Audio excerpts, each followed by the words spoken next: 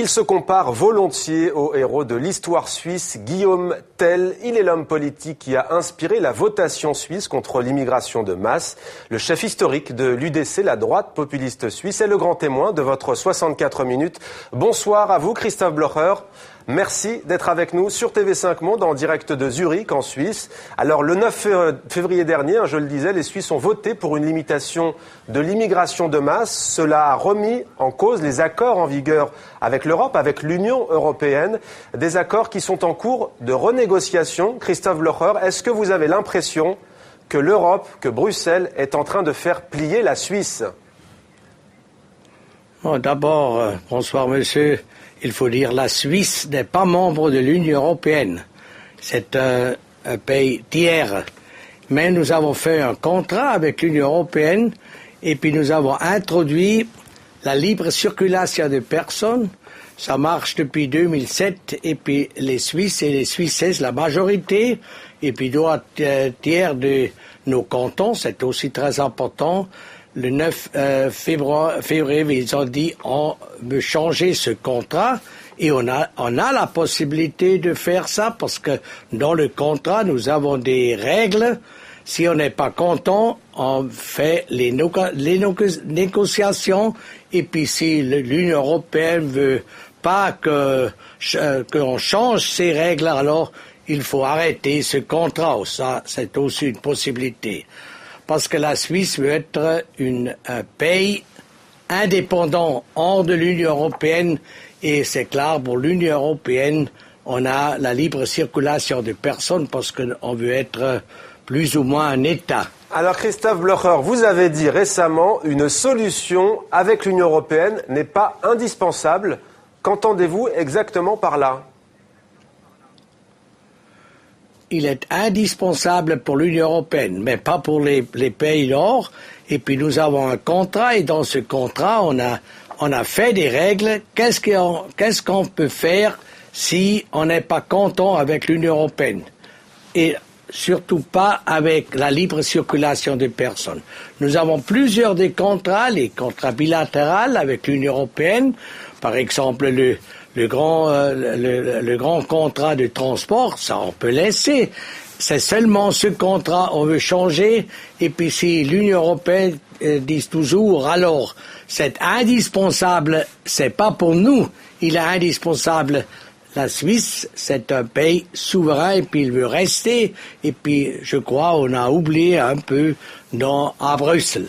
Alors, les échanges commerciaux entre la Suisse et les 28 membres de l'Union européenne sont considérables. Ne craignez-vous pas, Christophe Blocher, des conséquences négatives pour l'économie de votre pays, pour l'économie de la Suisse ? Non, je le vois pas.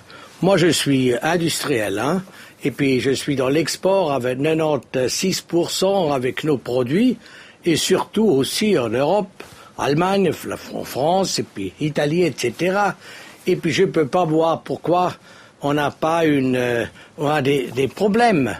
Mais c'est clair, les États de l'Europe, ce sont les États, les amis de nous. Et puis les relations sont très proches. Nous avons aussi des entreprises dans les autres pays, par exemple en Allemagne, en Belgique, etc. Mais nous avons une bonne relation. Mais la libre circulation des personnes, c'est pas une solution. Je connais pas un pays sur le monde qui est souverain, qui est indépendant, qui a la libre circulation des personnes, parce que ça peut pas fonctionner pour longtemps.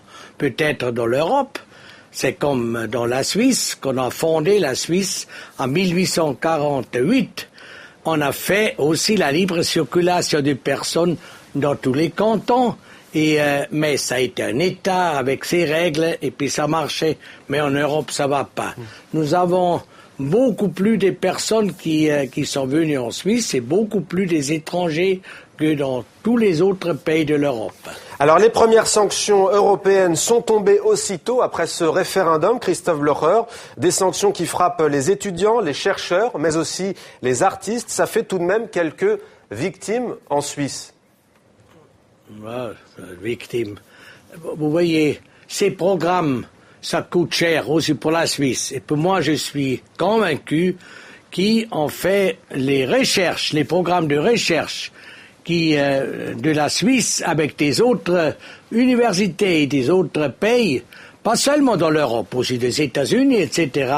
C'est beaucoup plus efficace avec les grands programmes de l'Union européenne. Et les étudiants, c'est clair, ils ont beaucoup de possibilités d'étudier dans les autres universités. On peut payer aussi, pas sur l'Erasmus de Bruxelles, mais on peut payer directement de la Suisse, on le fait aussi. Christophe Blocher, c'est pas un problème. Et puis nous avons aussi beaucoup des étudiants de l'Union européenne qui étudient en Suisse, beaucoup plus des personnes de l'Union européenne qui étudient en Suisse que les Suisses étudient dans les autres universités de l'Union européenne. Mais c'est échange, c'est clair, c'est bien, mais on n'a pas besoin de ces très grands programmes centrale. Alors Christophe Blocher, vous avez grandi dans une famille pauvre, vous êtes le fils d'un pasteur, aujourd'hui vous êtes un homme riche, vous l'avez dit, vous êtes un industriel, vous avez fait fortune. Votre entreprise s'appelle EMS Chemical, dans laquelle 30% des employés sont des immigrés, n'est-ce pas contradictoire avec votre positionnement politique? Ah non, la Suisse n'a pas décidé qu'on ne veut pas des étrangers pour la Suisse. Si on a besoin des étrangers et puis qu'on a du travail, c'est clair, ils sont bienvenus. Mais jusqu'à 2007, on a eu la règle en Suisse que d'abord il faut recruter les personnes du marché suisse, les personnes qui sont déjà ici. Et après, si on n'a pas trouvé, on a eu une permission pour les étrangers. Et puis si on veut faire une règle, d'abord les Européennes et après les Américains, etc. Ça, nous sommes d'accord. Mais pourquoi cette préférence nationale, Christophe Blocher? Pourquoi cette préférence nationale? Elle est économique ou est-ce que c'est un repli? Non, il faut regarder. Les personnes qui n'ont pas de travail dans un pays, c'est pas un ordre parce que on cherche les personnes dans les autres pays qui ont de meilleurs salaires, etc. Et puis ça, c'est pas un bon système. Et puis en Suisse, c'est clair, on a des chômeurs, c'est 3,5% pour les pays européens, c'est pas beaucoup. Mais pour la Suisse, il est beaucoup. Dans les années passées, on a eu seulement dans les situations que l'économie fonctionnait très, très mal, on a eu plus que 3%. Normalement, on a eu 1% au moins. Et pour ça, c'est un système d'abord les personnes qui sont sans travail en Suisse. Et après, si on ne trouve pas, on peut chercher au dehors. Et puis, notre entreprise, par exemple, il l'a fait toujours comme ça, il fait aussi encore aujourd'hui. Et puis, quand même, nous avons 30% des personnes qu'on ne peut pas trouver en Suisse, les chimistes, les ingénieurs, etc. Mais nous n'avons pas décidé, pas des étrangers, nous avons seulement décidé, d'abord, il faut recruter les personnes qui en trouvent en Suisse, et deuxièmement aussi, si un étranger vient en Suisse pour travailler, il doit avoir un contrat. Nous avons beaucoup de personnes qui sont ici sans contrat et puis ça sont les Alors problèmes. Christophe Blocher, vous mettez en avant donc la question économique. Vous dites priorité d'abord aux Suisses avant de faire venir des immigrés pour l'emploi notamment. Mais prenons une autre votation qu'a connue votre pays. Il s'agit de celle sur les minarets, sur les mosquées. Et là, ça n'était pas un problème économique. Est-ce pas un repli? Là aussi, on voit à l'antenne l'un des dessins à l'époque de votre campagne électorale. Ils sont sans équivoque. Oui. Alors, les musulmans en Suisse, ils sont bienvenus. Et puis, ils ont aussi la possibilité pour avoir les églises, les mosquées pour les musulmans. Mais les minarets, ça, c'est un signe qui est beaucoup plus que un signe de la religion.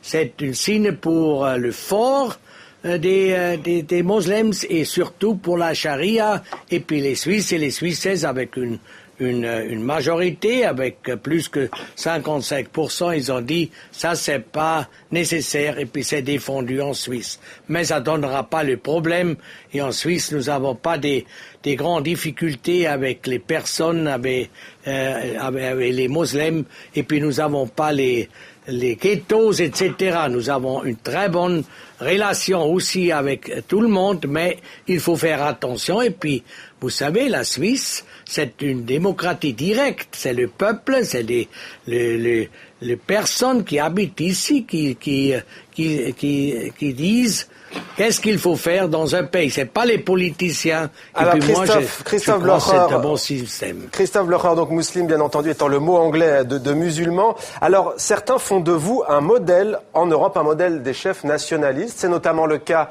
de Marine Le Pen, qui préside en France le Front National. Est-ce vrai? Est-ce une définition qui vous va? D'abord, je dois dire, notre parti, c'est pas une parti nationaliste. C'est un parti, les patriotes, nous aimons notre pays, mais nationalistes, c'est des personnes qui veulent plus que sauver le pays et puis les droits dans un pays. Ils veulent, c'est très dangereux les nationalistes qu'on a eu pendant la Deuxième Guerre mondiale. Alors pour ça, nous sommes pas les nationalistes. Et puis nous avons lu de Madame Le Pen, je le connais pas personnellement parce que c'est un parti de la France. Et puis j'ai lu qu'elle aussi critique contre la construction de l'Union européenne. Mais elle est une Française, et puis à présent ils sont membres. Moi, notre parti lutte en Suisse qu'on n'entre pas dans l'Union européenne.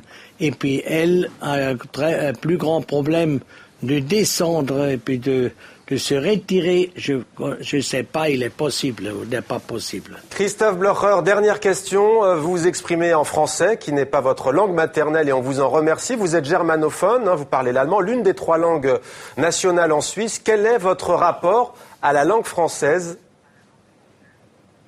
Oui, vous avez vu, c'est pas ma langue maternelle.